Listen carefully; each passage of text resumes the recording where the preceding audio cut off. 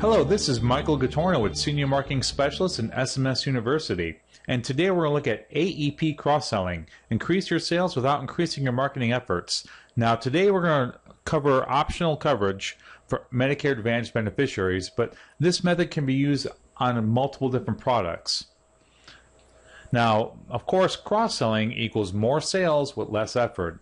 It's much easier to cover your client's needs in one sitting than have to go back multiple different times. And of course, fewer appointments equals a better return on your investment because you have more sales without increasing your marketing costs. However, many agents are told to cross-sell, but are never shown how to effectively present two products seamlessly at one time. So we're going to take a look at one method that numerous agents are using to effectively cross-sell during a Medicare Advantage appointment.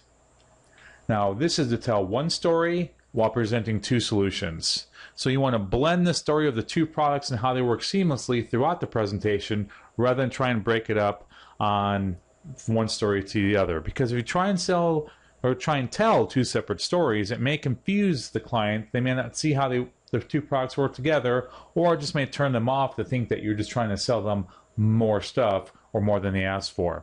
So here's an example of how to do this with the hospital indemnity plan. So let's say, Mr. Smith, let's say you end up going to the hospital for 3 nights. Now, as you can see in this policy, days 1 through 5 are $250 a day for days 1 through 5.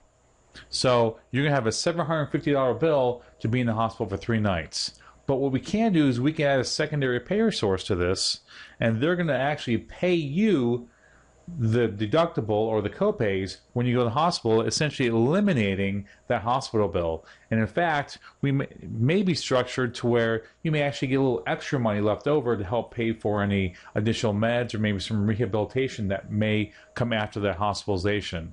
And we'll show you how to do that towards the end. So that simple statement is setting the seed in the client's mind to think, okay, I may have a way to eliminate my hospital copay.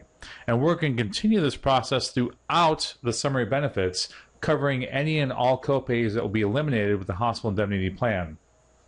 And at the end, we're going to present one package to the client so that by this time, when you're at the end of the summary benefits, they have a clear picture of what copays will be eliminated and how the two plans will work together. Even though they don't know it's a hospital indemnity plan, they understand that there's going to be a secondary payer source to pay for those copays. And of course, you want to be honest and ethical throughout the whole process. You don't want to trick or confuse the client into signing something that they don't understand. So we're going to sell the package. For this complete package, your total premium will be X amount of dollars per month. We're going to do a quick overview of the copays that are eliminated. You know, this package that we're looking at is going to eliminate your $250 per day hospital copays. It's going to eliminate your ER room visits, and if you have to take an ambulance to get there, we'll eliminate that copay as well, or any other copays that may come up. Now remember, you want to make sure that the client knows that there are multiple policies. Again, by adding a second payer source, Mr. Smith, we can eliminate these policies for only X amount of dollars per month. So I use the term secondary payer source as rather than saying a hospital indemnity plan, because they may not know what a hospital indemnity plan is, but everyone understands what a secondary payer source is. So if they have a lot of money, let's say you're not doing a hospital indemnity plan, let's say you're doing some type of critical illness plan where they're getting a large sum of money for maybe being diagnosed with cancer or having a heart attack. Let's say they're getting $5,000. Most people aren't used to be given that much money at one time, and they may not know what to do with it. So if you give them a focused product to use that on, it can create value for that money. And one that I found worked really well is private duty care. And this is to help them stay out of their nursing home by being able to recuperate at home with additional help that Medicare doesn't pay for. So if you want a caretaker to come in to help, you know, you do your daily dishes, meal preparation, tidy up the house. While you're recuperating, you don't have to worry about these things. While Medicare doesn't pay for it, you could use the money from this policy to do that. At $20 an hour, give or take, they're not cheap to have come in, but now you have a source of or a pool of money to help pay for that.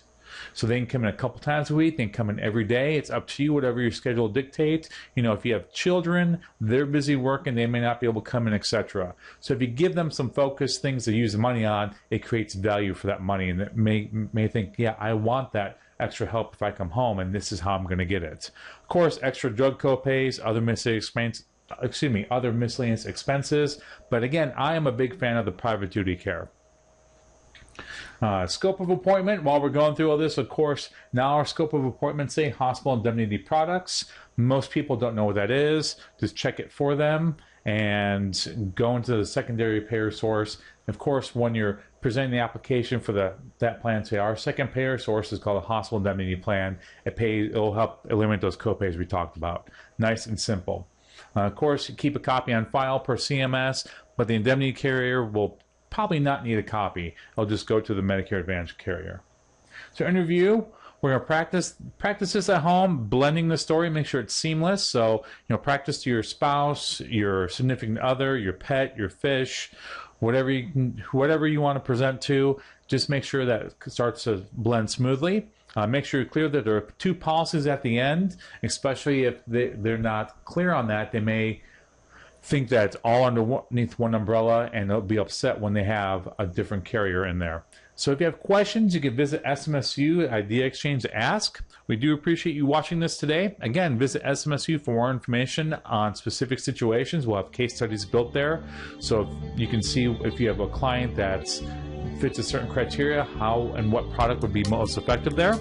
Take a tour of the campus today. We're constantly updating with new information. We look forward to helping you out this AEP. Thank you.